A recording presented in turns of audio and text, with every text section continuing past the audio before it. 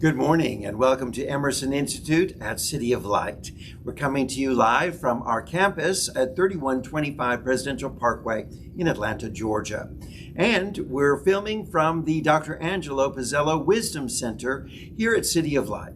This incredible resource center, Wisdom Center, is all designed to provide greater education and learning opportunities. We're surrounded by over 4,000 volumes of inspirational books, resources for learning and study that are available to each and every one of us. Along with that, we've got a great workshop space, a wonderful classroom environment, and a great opportunity for multimedia events. We're glad that you've joined us today from this very special location and for our class here through the Emerson Institute at City of Light. Now, as we prepare for today's class, which is class number 5 in our series on the everyday holiness, the Jewish path of Moosa from the Moosa Institute, we want to begin by just clearing out old distractions and releasing old things that may have been a hindrance in our journey. We want to have a fresh awakening to this moment, to this right here, to this now, really being connected with this moment. So we're going to do some breathing exercises. We're going to take some deep breaths in through our nose, hold for a moment, then release out through our mouth. We're going to do 3 great deep breaths, and in this, we're going to reset our vibrational level, our frequency, to be really in tune with right here in this moment. It draws us into the present, and it enables us to release any kind of distractions. So would you join with me in taking 3 deep breaths? Breathe in with me, and release. Deep breath in, and release. Deep breath in and release. And in this moment of silence, let's set our intention, our desire of our heart for what we'd like to achieve or receive during this time that we share together. And so it is. This is class number 5, and we're focusing on chapters 16, 17, 18, and 19 of Everyday Holiness in our study of Moosa. So what is Moosa? Once again, let's review just for a moment. It's an ancient pathway of spiritual enrichment or spiritual enlightenment, helping to shape the soul and evolve the soul to be the highest and best that it can be. It's about becoming a good person. It's becoming that powerful light of love and awareness and connection of grace in this world that we're called to be. So we're learning all these different aspects of what it means to live the ethical life, a life that really is holding to a high standard. And as we do, we're developing a curriculum. So we've looked over several different wonderful soul pathways that we can work on in our life over the past few weeks. We're going to continue on looking at some new ones for this week. And at the end, we're setting up a curriculum of things that said, wow, I realize I need to work here, work there, work on this, work on that, to help to improve the journey of my life as I evolve. Now, we've been looking at humility, patience, gratitude, compassion, order, equanimity, honor, simplicity, and enthusiasm. And today we're looking at the subject of silence. So we're going to begin with chapter 16 on this topic. Now, it begins with the author stating, there is nothing better than silence.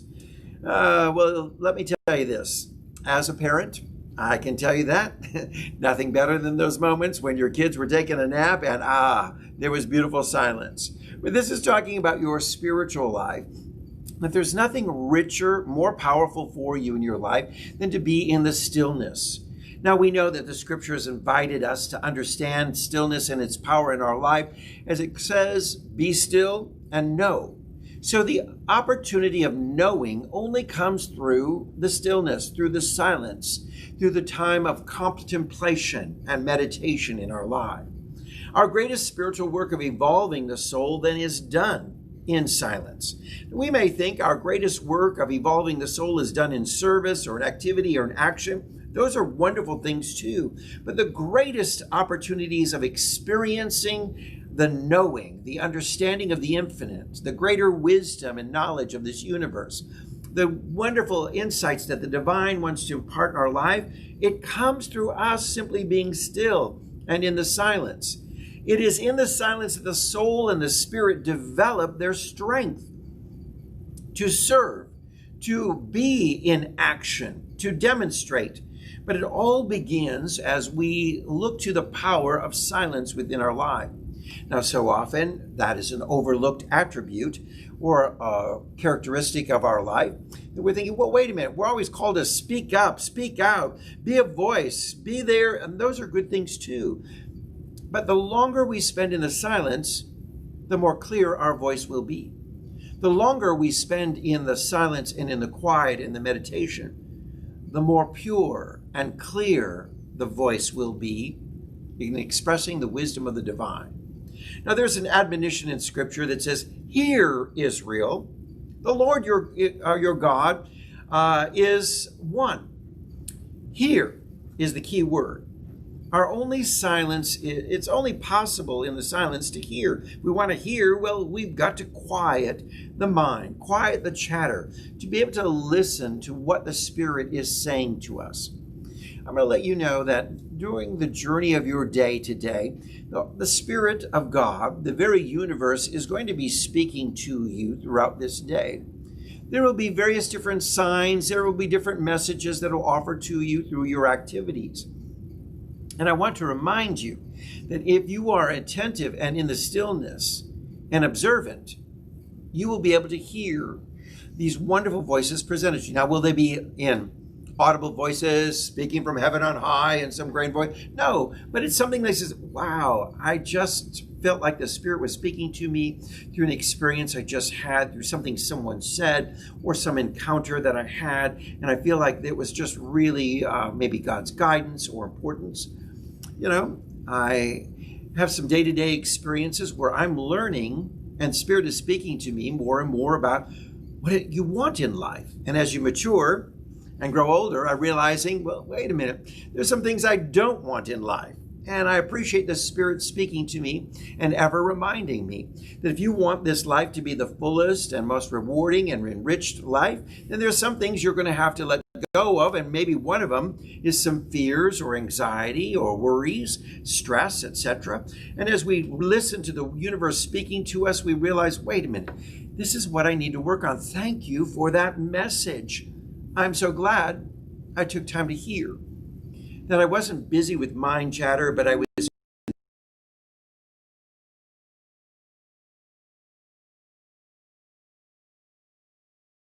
going on around me. Now, when it comes to silence, it's more about restraint in speech than about silence itself.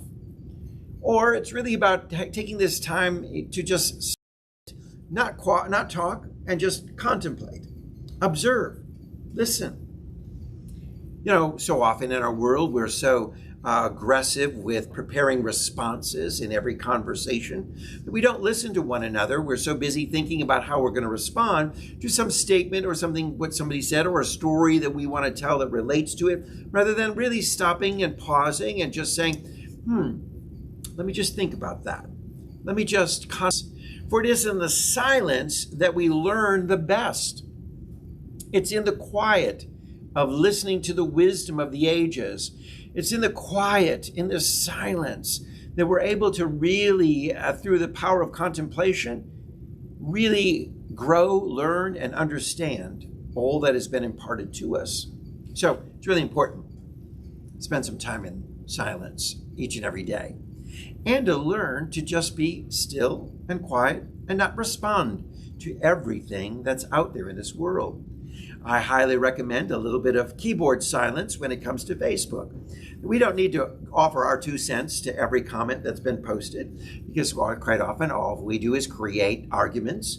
So more or less just listen to someone's perspective and just say like or dislike, or don't even offer a comment, or offer just something, say thank you for that perspective, rather than offering a comment and some engaging dialogue that just creates more and more tension and stress. Sometimes we just have to realize that it's about restraint in our speech. But I don't need to comment on this. I don't need to say something about it. I just need to observe and listen. And the practice of careful speech is what it's really all about. It's called guarding the tongue. How important it is that we learn to guard the tongue. Zip it. Just say, okay, you know what? I'm not going to speak my mind or, whatever. I'm just going to let this go. I'm not going to engage in some sort of tension-raising argument or discussion. I'm going to just allow it to be. And currently right now, I think it's so apropos as we live in a political world right now that's so polarized. And there are people who are really venting their anger, their hurts, their wounds, their disappointment. And unless we're able to offer some comforting word, I think it's best that sometimes we don't respond at all. But allow them to vent and allow them to speak out. Allow them to share. Just get it out, shall we say. And even though we may not agree with their perspective, what they're doing is just releasing. When we look behind each word or the things that people are saying, is they're just releasing some of their frustration, their disappointment, their anger, etc. Now, here are 4 main types of negative speech that we want to guard our tongue on. That'll be really helpful in creating silence, because sometimes our biggest problem is we create more tension in the world by not being silent. We create more tension by responding and engaging in.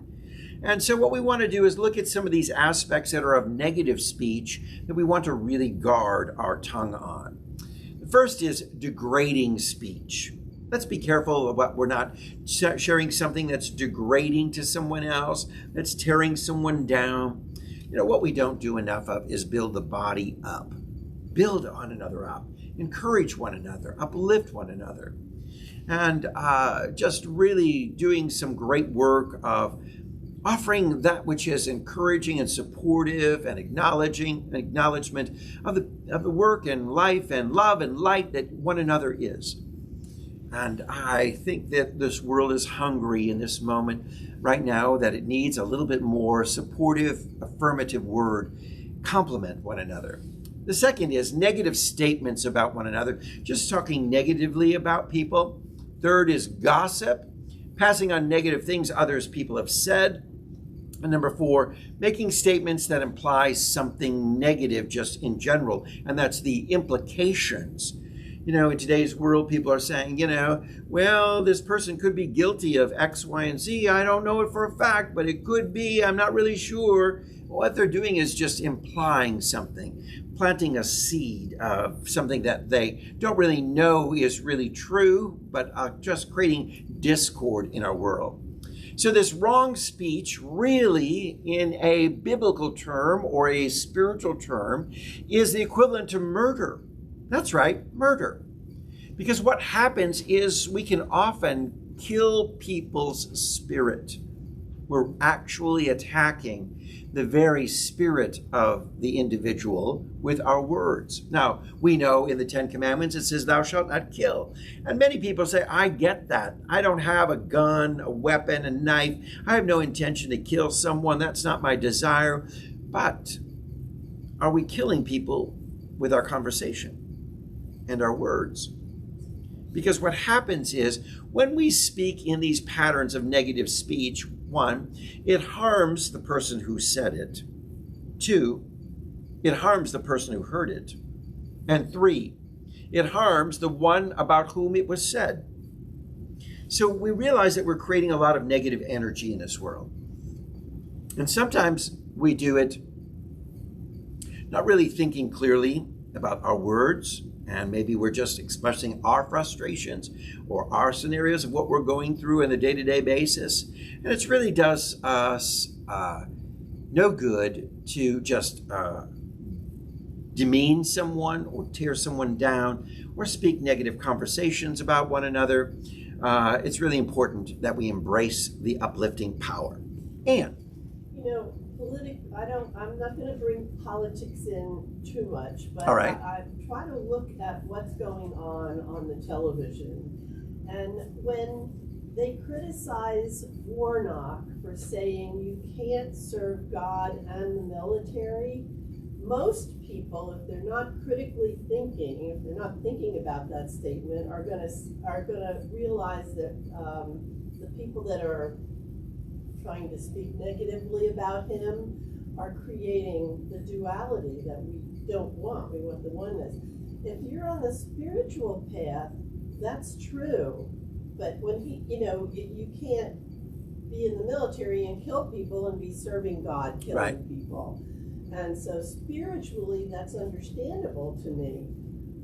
Problem is, most people don't take it that way. And so when he stands up in the pulpit, he has a perfect right to say that, I think. And it's meaningful.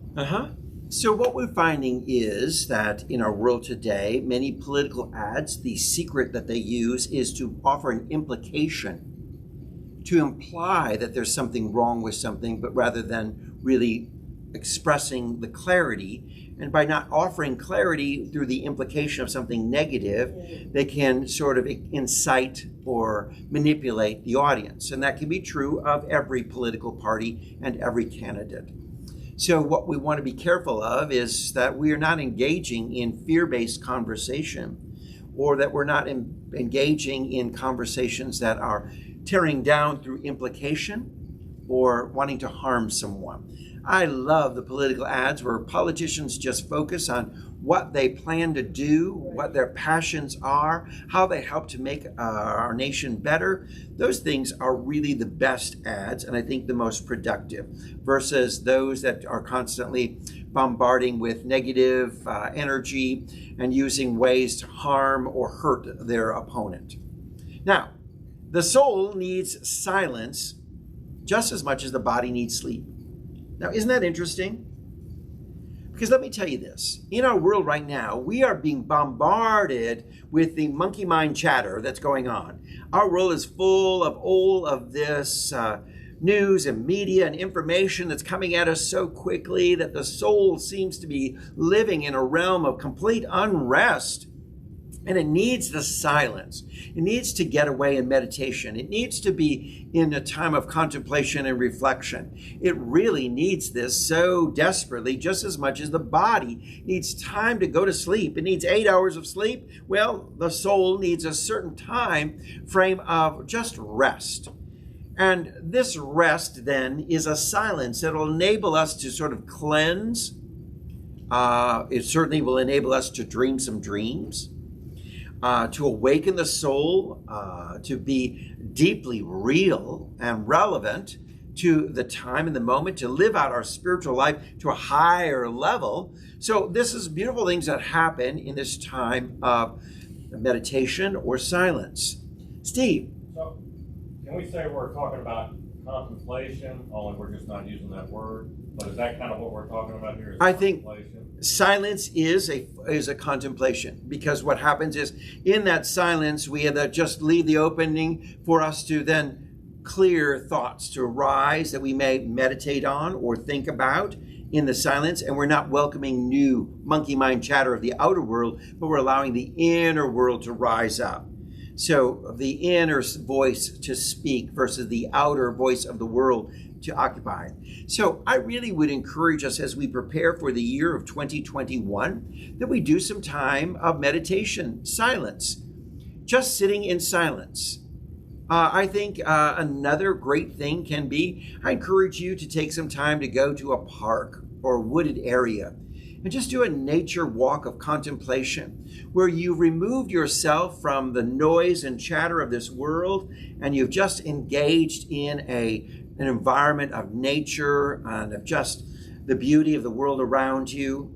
Maybe if you have a beautiful setting in your backyard, I encourage you to sit out on your patio or your porch and just allow yourself to be in this time of just contemplation, silence, not engaging and welcoming in outside voices, but letting inside voices rise up. So isn't it interesting? The outside voices are all about the world of touch and sense and feel and all these kind of things. The inside voices are all about this wonderful sense of beyond limitation. The inside voice is full of infinite possibilities. The inside voice is always going to offer you opportunities to contemplate, well, what if I thought this way?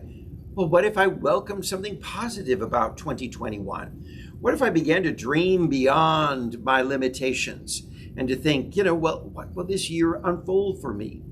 And how about we just set in mind, if we're not really certain about what we want in 2021, that we just begin by saying, I am open to all things good unfolding in my life in this new year. New things that I may not have even thought of, I am welcoming. What a great mantra. What a great thing to contemplate. I am welcoming new experiences in 21 of things that I have never encountered or maybe not even had an aha or thought of. Because let me tell you, 2020 brought us a lot of experiences of things that we weren't planning at all. I think we look back at 2019 and we had thought 2020, the year was going to be so different with all kinds of plans and directions and ideas and things unfolding, and yet it brought to us a whole new set of experiences, of learning what it's like to sequester, learning what it's like to care and be living in responsibility and respect for others to a higher level by wearing a mask and social distancing. There are wonderful gifts that this year has brought to us to hone the soul, to evolve the soul, to become better people. We were gifted with all kinds of new experiences, and thank God that you were open to something new. So as we begin 2021, how about some contemplation and silence about, I am just opening my life to the good.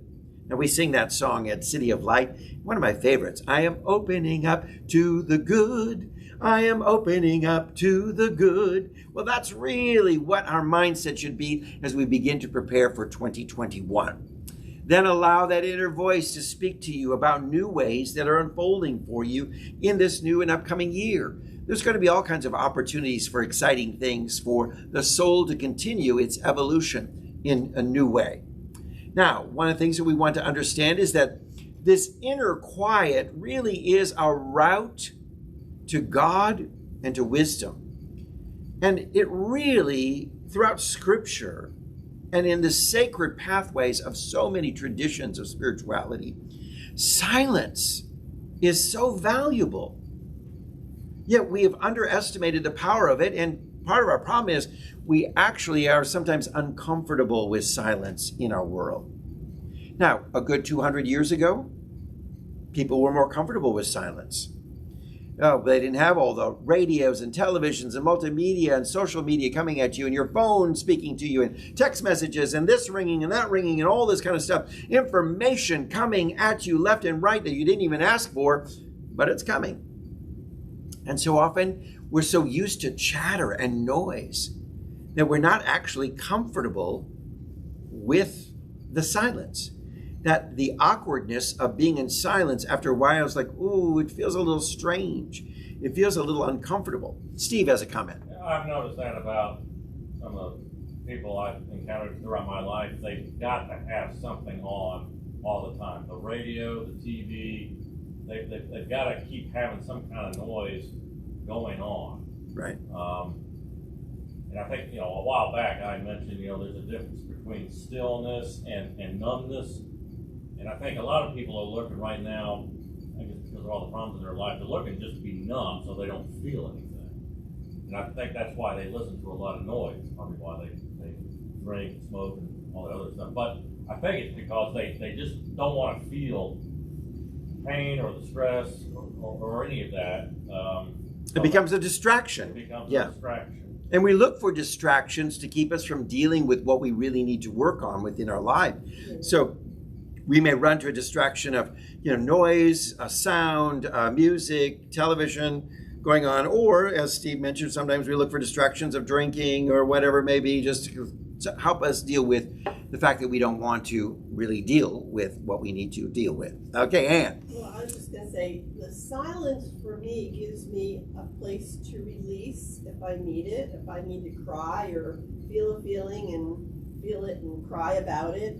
And it also, if I'm sitting out in nature, it gives me the opportunity to feel love, because you can almost hear nature talking to you. If you are in silence, you can feel the love that is all around you, and the animals and the trees and the Right. plants and all that. So Beautiful. silence is good for me because I can go either way, releasing or being happy. Releasing or welcoming something new. Beautiful. So let me tell you, if you're having difficulty with silence or learning to move into a sense of quiet, one suggestion is to begin to limit the high frequency vibration of the loud music of television or the loud sounds around it and start bringing them down.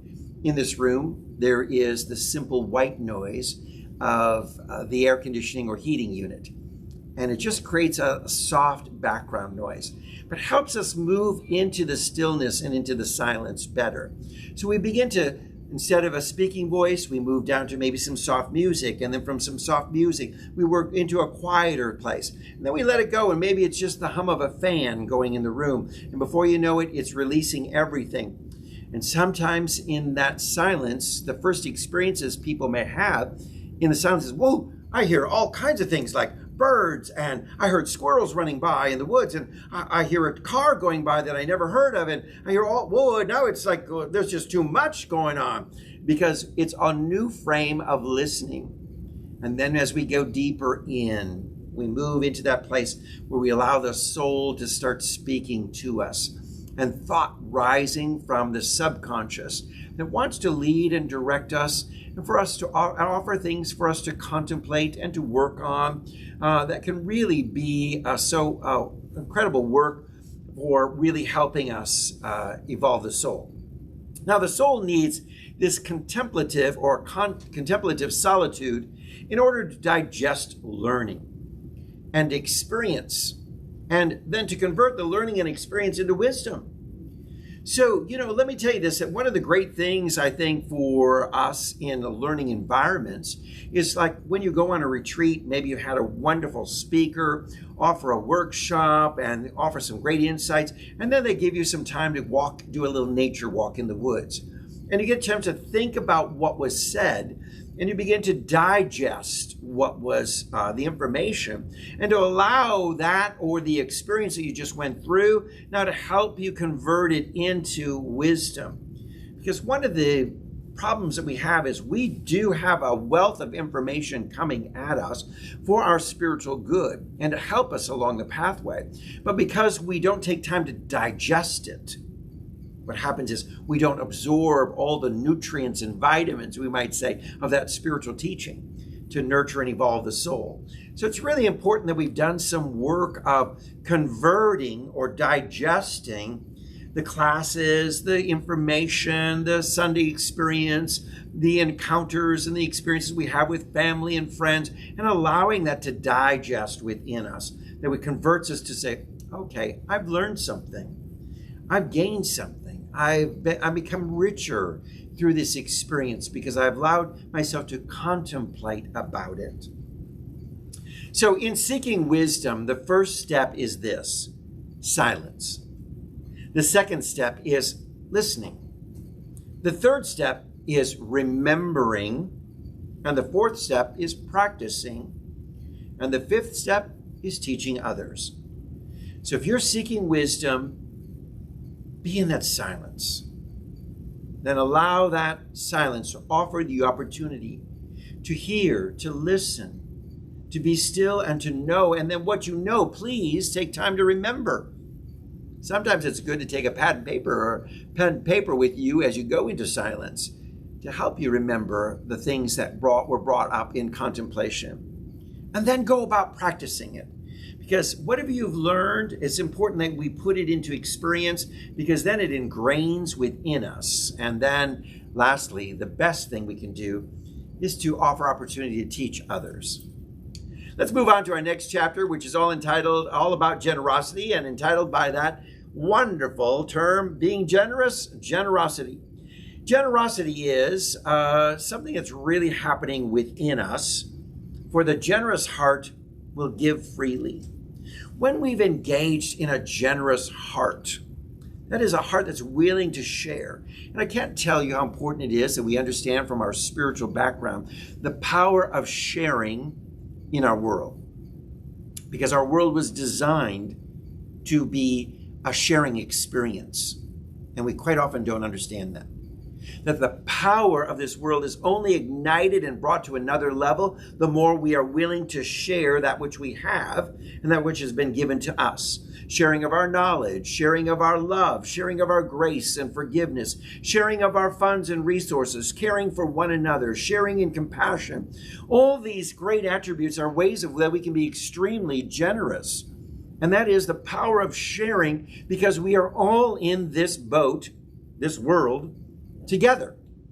And when we realize that, how important it is that what we do when we lift up everyone, how important it is that we create a universal success in our world, rather than we say, well, I want to just care about me and work about me, and it's about me first, and the rest of the world they can find their own pathway. But it is in the power of sharing and collaboration, working together, that we create and ignite this wonderful power of purpose that we're called to live in. Now, the Jewish tradition of Moosa distinguishes between two types of generosity. First is giving because your heart is so moved. Oh, these moving stories of children in the hospital with St. Jude's just touch my heart, and I really want to be generous towards in giving towards this incredible work of St. Jude's Hospital. I think of our own Crossroads Community Center at City of Light, and I think of the stories of so many homeless men and women, and it inspires me to want to be more generous in sharing and giving of time, talent, and treasures towards this ministry. There's so many things that can move us and make us want to be generous by touching our heart. The second form of generosity is that obligated giving that comes through commitment. Giving and sharing where you make a commitment in generosity, such as your tithing or giving donations and making a commitment. I think it's really important that we commit to being generous. There's something very powerful that happens in our spiritual life when we make a commitment to generosity, because it is our human nature that sometimes we want to withhold in fear, and we think that we're living in a world of lack and there's not enough. But when we've obligated ourselves to this journey, it keeps us on course. It keeps us living in the sense of faithfulness in this commitment to being generous. You see, generosity really requires willingness, and it requires an open heart. So to work on opening the heart towards generosity, I really encourage you to think about different ways that you could share. Now, it's not just about money, but that's one powerful way. But think about different ways that you could share something. Can you share kind words and be very generous with kind words? Wow, that's a powerful gift right there. And how about being obligated? And maybe you make a commitment that say, every single day of my life, I will not go to bed until I've shared kind words. I've been thoughtful, or I've shared a certain number of compliments, or I've built up someone. So I'm not going to go to bed until that's done. So that may mean some late night phone calls or text messages or Facebook messages or social media. Somehow you shared some sort of uplifting words that you've done. That can be a commitment to the spirit of generosity. How about being generous through those things that you have in your home that you have been holding on to? And honey, you just don't need them. You know that.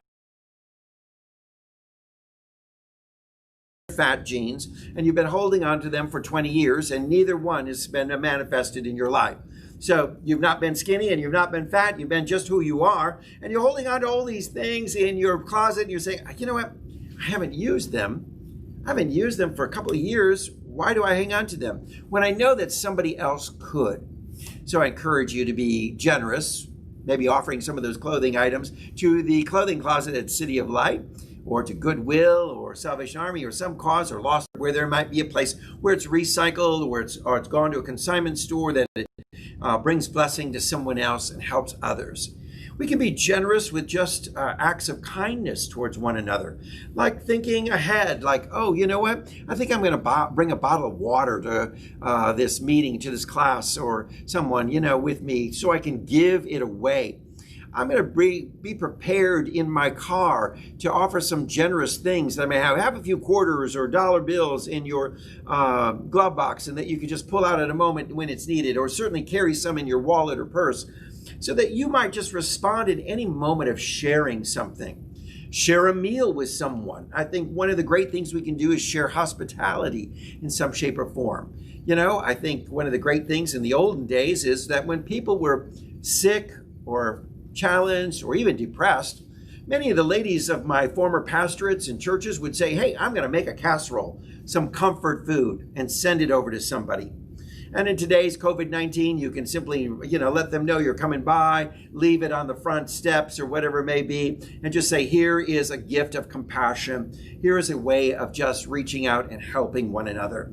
Share in all kinds of ways. Begin to think about being generous, because this is what's going to help to make our world a better place. Because let me tell you this too, in a world that has been so divisive and divided and polarized, sharing brings us together. Generosity will unite us. Now, we may have differences in our world and different perspectives. We may have disagreements with one another, but let me tell you this, the gift of kindness will bring us together and unite us. And in wonderful ways, what we want to heal this world and bring us together can be just simply sharing in kindness. Some little simple acts that you can do. Now, don't limit yourself to giving only when you're moved by genuine feelings, but make a commitment to generosity. Make a commitment that I'm not just waiting to be moved before I say something nice, or waiting to be moved before I do something nice or I share something, but I'm going to commit. I'm going to be obligated. I'm going to obligate myself in some shape or form to offering something in a spirit of generosity, some sort of sense of building up this compassion and love and sharing. Because let me tell you this, it builds sanctuary within. There's an Old Testament story of the children of Israel inspired to give generously to create the temple, to create this sanctuary. And in that spirit of generosity, it is a great metaphor that in their sense of giving, we expand, we build the temple of the Lord, the temple of consciousness, the temple of the goodness of God. We build that temple within our own individual lives. We build a greater and larger dwelling for the divine. We do this when we are generous with love and grace and kindness and compassion. Just think of different ways that you can be the giving person today and find them. Maybe make a list of different things that you can do that can be generous. How about generous with your car? And say, you know what, someone needs a ride to church, to work, to someplace, or to the train station. But you say, sure, I'll give you a ride. I'm going to be generous. We've been blessed with a vehicle, and someone who doesn't have one, hey, they need a ride. Let's be generous. Let's offer. Let's share in different capacities and different ways that we can. You'll be surprised how creative you can be with finding ways that you can be generous that are outside of just writing a check. Although that's good too. But there are many other ways to expand that spirit of generosity. Let's move on to our next chapter, which is entitled Truth. Woo! Truth. That's right. Something that we're not that familiar with in today's world, where we're hearing all kinds of fake news and we're hearing all kinds of comments and implications of negativity, things that aren't necessarily real being offered to us, and we're getting all confused. And people are buying into all kinds of lies in this world. A sense of falsehood is just permeating our American culture. So the author opens up with this wonderful statement, be distant from falsehood. So distance yourself from that which is not true, that which is not truth. Be good at that. And saying, I'm distancing myself. I'm not even engaging in things that are just implied to be lies or implied to be falsehoods. Instead, I'm going to hold on to this truth because truth will set you free. Truth will set you free. Now, in this moment, I speak spiritually from this perspective in our country right now, where people are having a difficult time with the truth that Vice President-elect is our new president. And they're struggling with this. And they are holding on to everything they can. And my heart goes out to them because I know they're feeling immense disappointment. There's stress and anxiety and fear that's imparted to them about what the future may bring about because it's different or because there's different leadership. And I just want to say that comforting yourself with falsehoods is not beneficial for your spiritual life. But seeking truth in all times is essential for you. So I speak spiritually to help people through this time that's so disruptive for everyone because we're listening to every kind of falsehood, entertaining every kind of conspiracy theory. The world is all bad. And remember, as New Thought people, our perspective is all things are working together for good. So when we hear things that say this is not working together for your good, we know that that's a falsehood, and we say, no, everything is working together for our good.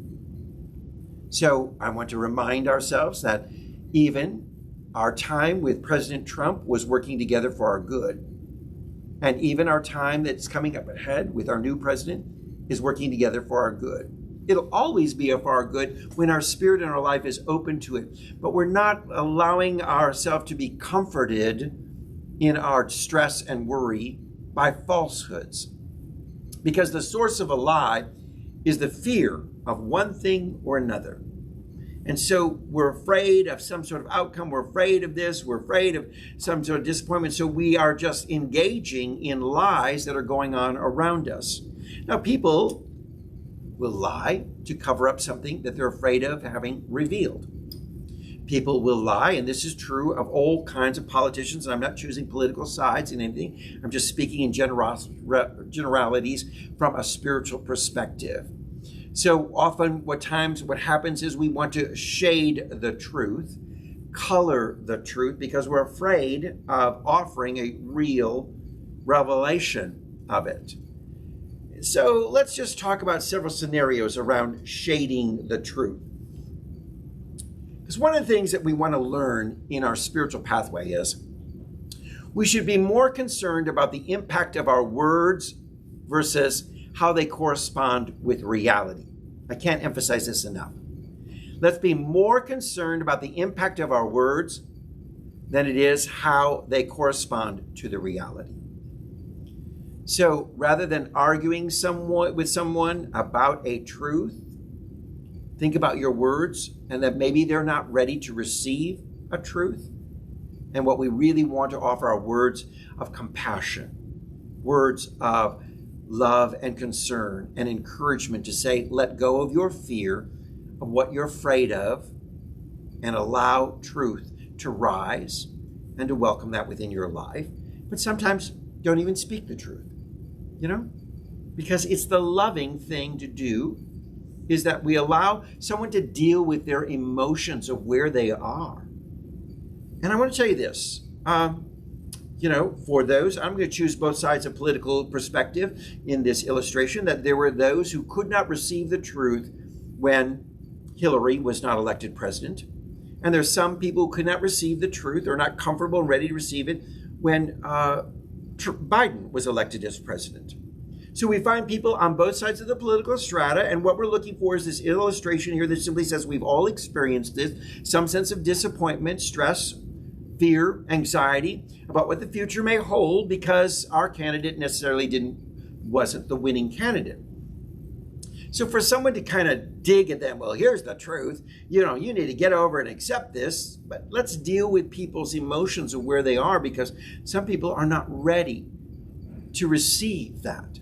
And so let's lovingly and compassionately be concerned about the impact of our words upon people.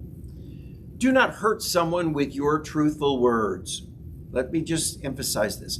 Do not hurt someone with their truthful words.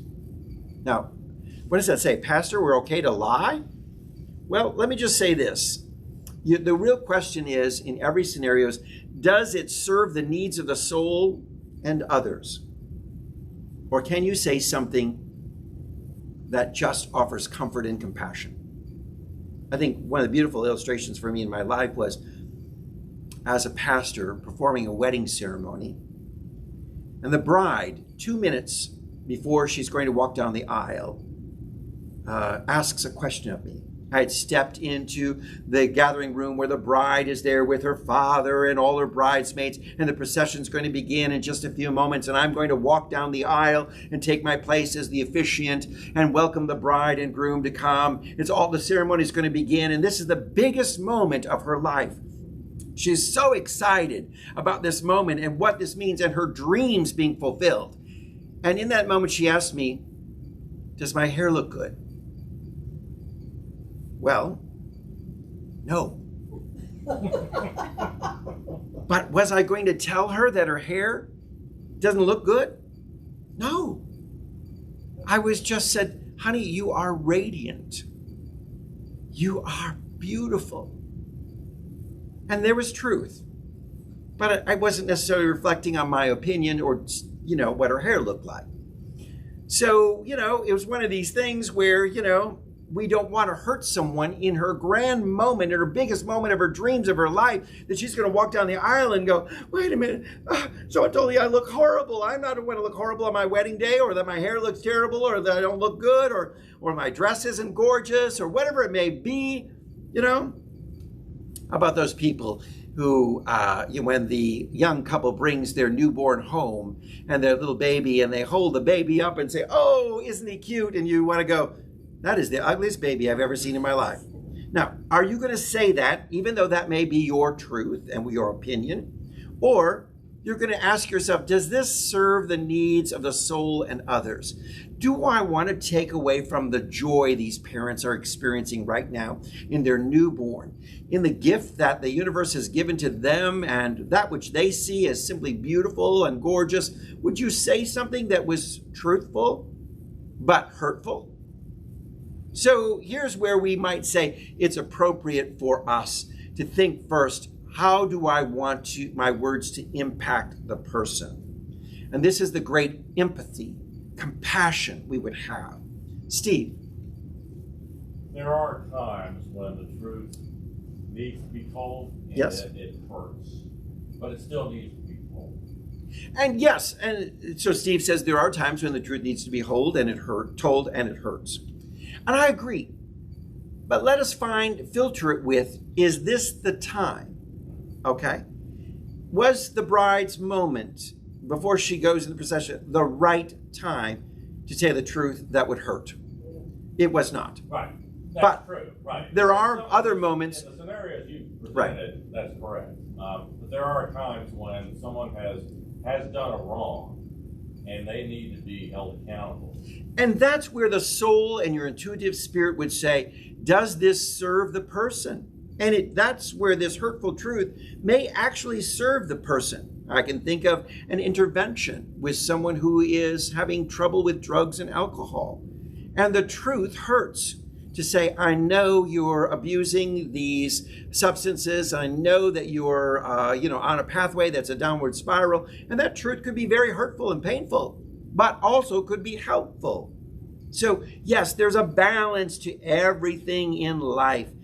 And we have to ask ourselves, how do we find when it's appropriate to speak these words of truth and when it's maybe not appropriate to speak these words? Because the real balance is, do I hurt someone in a painful way? Does it advance the soul, my soul and someone else? Am I speaking in a way that I just want to be revengeful and hurtful and damaging? Or am I speaking in a way that's supportive and comforting and helpful to someone? So the drug intervention certainly would be something that is speaking in a way that is helping someone. Speaking to the bride going down the aisle, it would not be helpful in that case for the occasion. So what we really have to see is this balance, and that's where this whole Moosa journey is about for us in our lives. Learning to be intuitive to the moment. Is this the right time to say this? Or do I need to zip it and just not say anything? Or can I say something that really addresses the true need of that person's stress, worry, fear, their anxiety? That's what we might speak to more than offering them the truth about some question that they may have.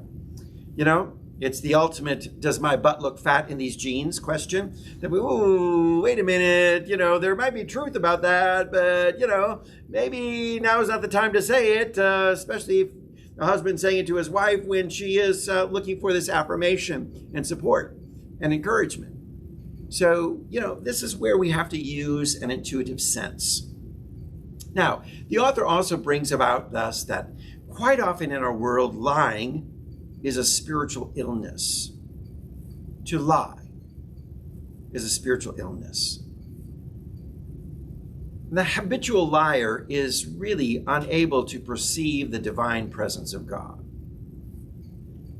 because the divine presence of God is all truth, love, grace, mercy, inclusion, compassion, unity, harmony. And quite often we lie out of a sense of fear, we lie out of a sense of ego, we lie out of a sense of pride, we lie out of a sense of just wanting to cover up for something that maybe is going on in our own life that we don't feel. I find people sometimes will lie because they don't have self-acceptance, So we're finding it a lot on people who are on these dating apps that are going on in the world right now, to trying to meet someone, and someone will say, yes, I'm 6'2", and I am, physically fit, and I'm great health, and here's a photograph of what I look like, and zip, not the case. Then you meet them in person, and they're 5'3", and they're bald, and they're this, and they're that, and they're not anything. Why? Well, why did you lie?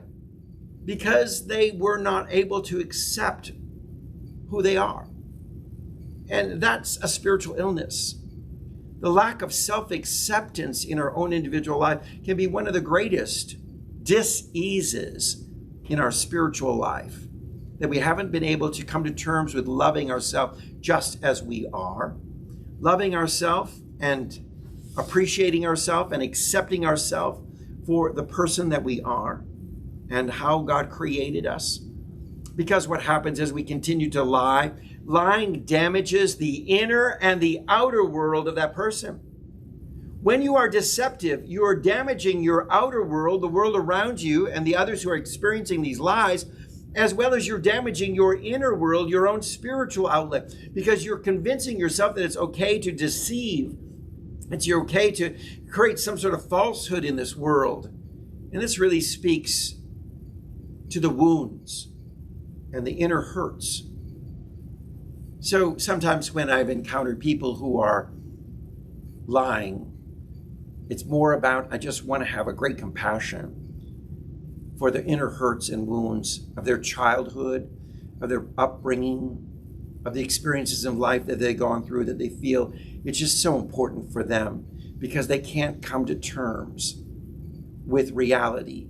They can't come to terms with accepting who they are or life experiences or how things have unfolded in their journey, and they're hurt and they're wounded.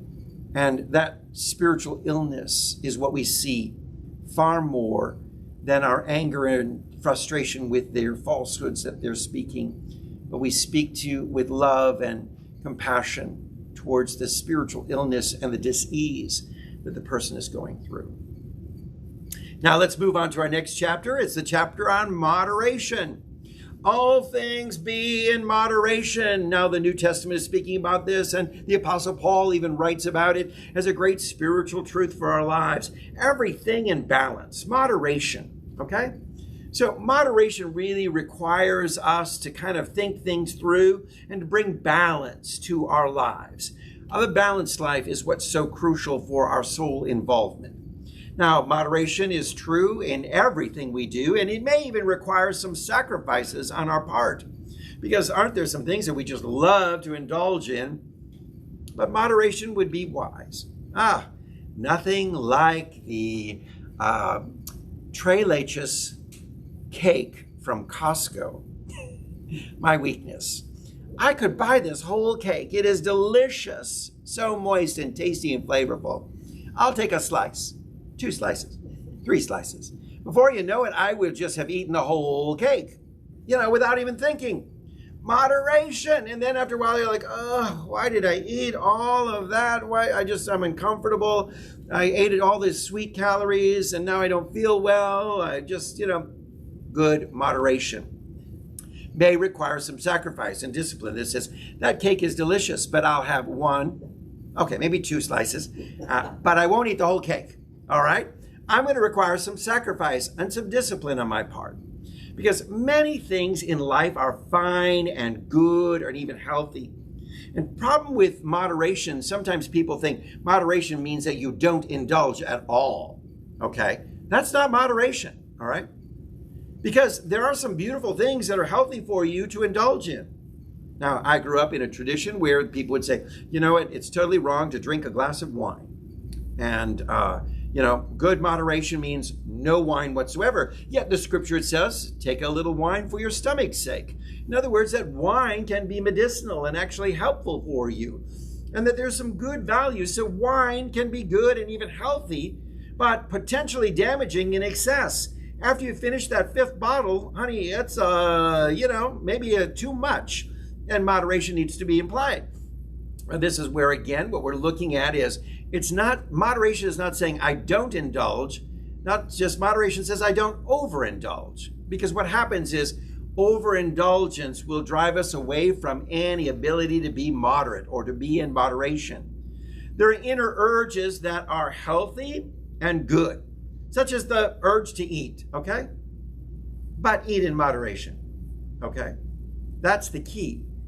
And we love good food. We love tasty things. We love these things. We go to Golden Corral and we see this wonderful buffet and we loaded our plate up once and twice and 3 times and 4 times and 5 times. And you look at people who are like, whoa, whoa, whoa, whoa, whoa, whoa, whoa. This is probably the most unhealthy environment because we're at this indulgence of food, which is good for you, but we've lost the sight of moderation.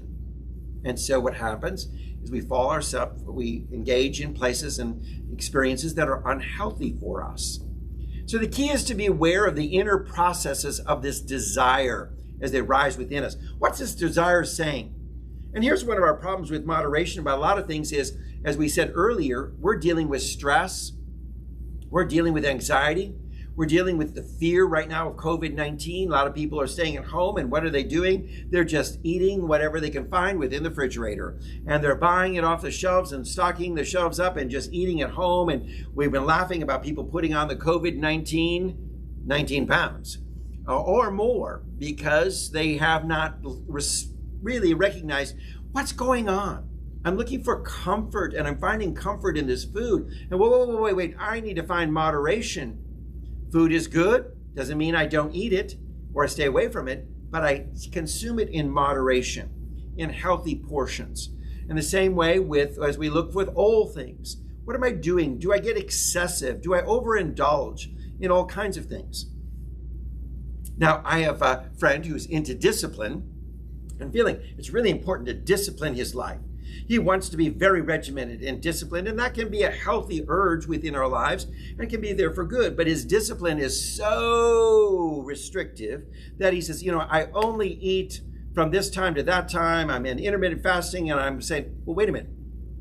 You are only 115 pounds and you're fasting? Why are you on intermittent fasting? Well, because it's discipline and I want to discipline my life. I'm going to keep but you're losing weight and it's unhealthy. So your desire for discipline and your surge for discipline is working contrary to your highest and best. You're overindulging in discipline. So how about some moderation? And enjoy a piece of cake. Oh, I can't. It would ruin my discipline. Okay, but how about enjoying life? Or if it's not cake, how about an extra scoop of broccoli? Oh, I can't because I'm working on discipline. How about eating at 4:30? Oh, I can't. I stopped eating at 4 o'clock. Okay, so maybe you're with friends and they offer you something. Oh, I'm sorry, but I couldn't have the hospitality. I can't receive that. I can't welcome this gift. I can't entertain it at all because I'm in the fields of discipline. And what happens is we've overindulged. Moderation is what's the key to everything. Because the key is to be aware of these inner processes as they rise up within us. And it's something that, is it something that controls us? or do we control it? Big question there. So is this desire to eat that whole Tres Leches cake controlling me? Or am I controlling the desire to say, I'll have 1 or 2 pieces today and I'll set it aside and enjoy it over a course of time? You see, that's where it's all about.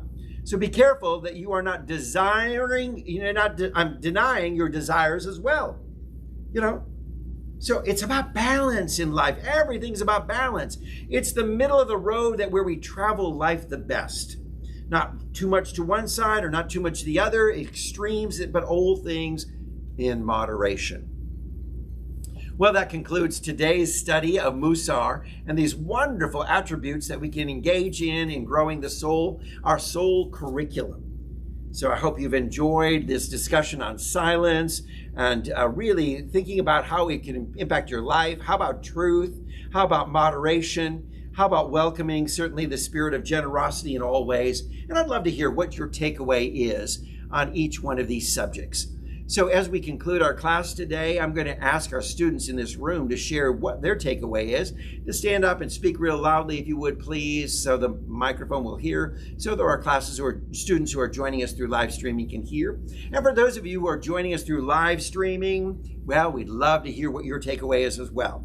So take a moment, just type in what you feel is your response to everything that you've experienced and learned today in this class environment. And Dr. David Carter, our registrar, will be watching the Facebook comments and reading them to me so we can have this interaction and dialogue. So look forward to what is your takeaway from this experience together. And also, just want to remind you that if you found this class to be productive, beneficial for your life, in great gratitude, we encourage you to, in the spirit of generosity, to offer a gift. You can go to our website at www.cityoflightatlanta.com, and there you can place your donation. Donation towards the Emerson Institute and the work that we do of spiritual enrichment. We greatly appreciate your donations, your gifts, and appreciate those who are faithful and obligated to the spirit of generosity in this context.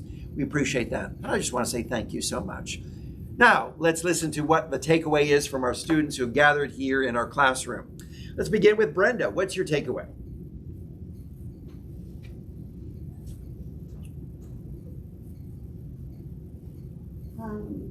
This just served to remind me that just because something is true does not give us the license to say it. Because things that are true can still do enormous harm. That's right. Just because it's true doesn't give us license to say it. We have to think, is it appropriate? Does it benefit the soul? Is it good for us and the good of others? So weigh things out. Find that great sense of being intuitive, responsive to the good and the health of one another. And what's your takeaway from today's class? There was a lot today for me, but first of all, you gave me a really good idea about scripting, because I've been wondering, what am I going to script for next year? And just basically, I am open to all things good. It's going to be the very first sentence in my script for 2021. And the second thing is, I'm going to make a commitment in generosity. I think your idea of keeping a few $1 bills in your glove compartment, because I saw one of our homeless men on the corner the other night. It was night. And I said, he's a good guy, and I'm going to give him $1. And by the time I put the window down, zipped 2 zippers, undid 2 snaps, and got in my wallet, it was practically too late. So having them handy will make that easier to put in there. And it does feel good to give it to them. So Thank you. Another great thing that we can do, especially around our community here at City of Light, is to hand them a flyer that tells them about the compassion work here at City of Light. That we're serving hot meals every Wednesday night, that there's a clothing closet, that there's a food bank, that there's meals served on Fridays as well.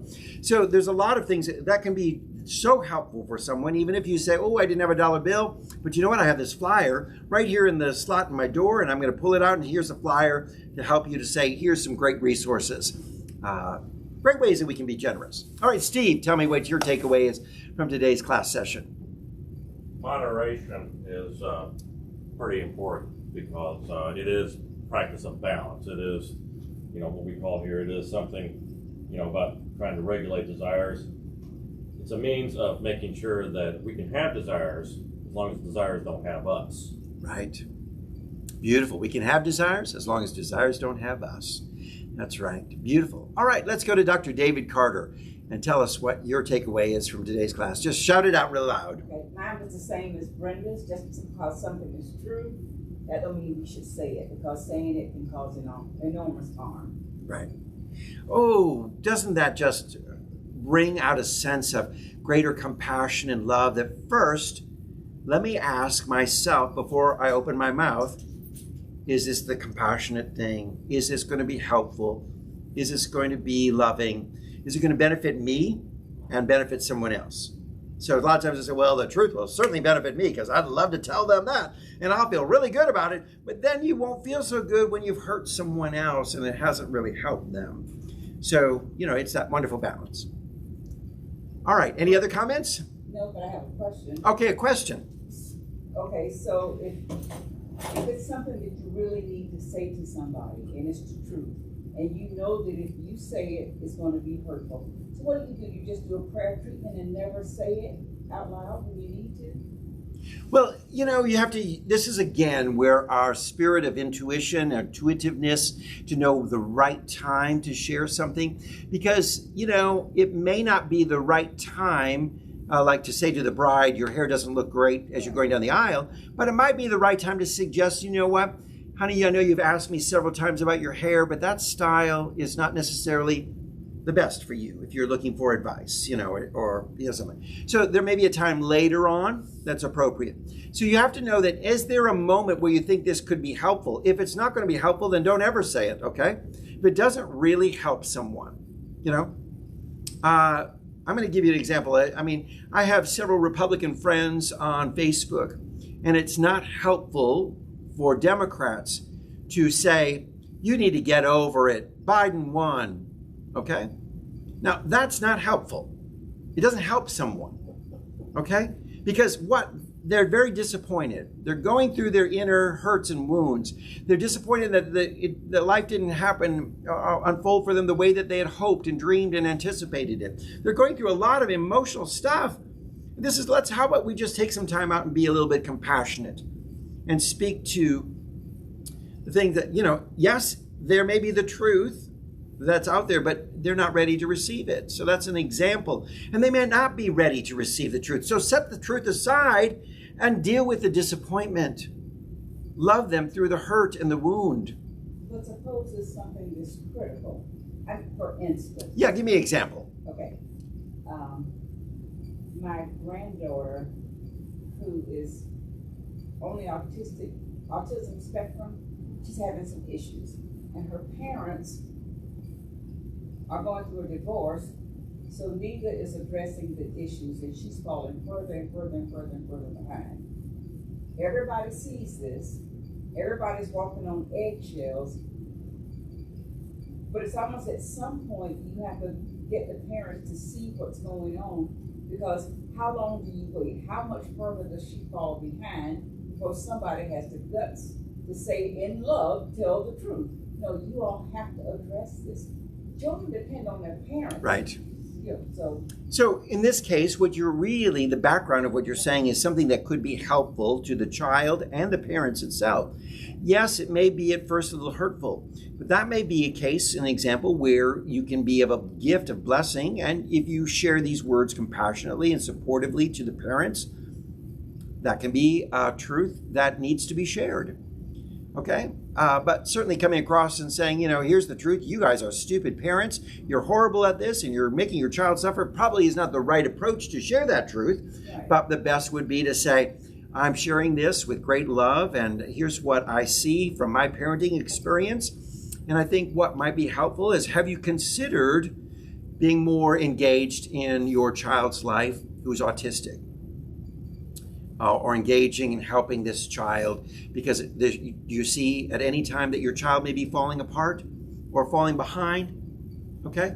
And that can be a helpful word. So it's all in how we share it, sharing it in love, sharing it in terms that are not meant to be hurtful and harmful. but knowing that that can be of a blessing. So that's a good example, okay? Other times, maybe it's better just to, say this might not help or hurt. It may hurt more than it would. Does that make sense? Yeah. Balance again. Balancing moderation with our truth. Bringing balance to all things. Great.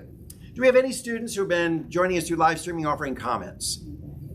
All right. None that I see. None that you see. Okay. We may have lost some of our students due to the time change of starting. They may have moved on, but they'll be viewing our class later on. And please know that if you have questions and you're viewing this class session at a later date than the live streaming, please email me at my email address at revtpaul@aol.com. I'd love to answer your questions or share in a dialogue with you to help you on your journey, because my passion is for you to experience wisdom to the highest level that you can. I'm here to help you on your journey as a shepherd, to help lead you and guide you to those wonderful still waters and greener pastures of life. And that's through the spiritual wisdom that's afforded to us. I'm so glad you joined us today, and I look forward to seeing you again here at the Emerson Institute at City of Light. I look forward to seeing you next week, 10 a.m., for our class session, as well as joining us Sunday for our celebration service here at City of Light. We have a wonderful time to share together on Sunday mornings, and encourage you to join us through live streaming as well for that celebration service. God bless you. You have a great week. I look forward to seeing you again.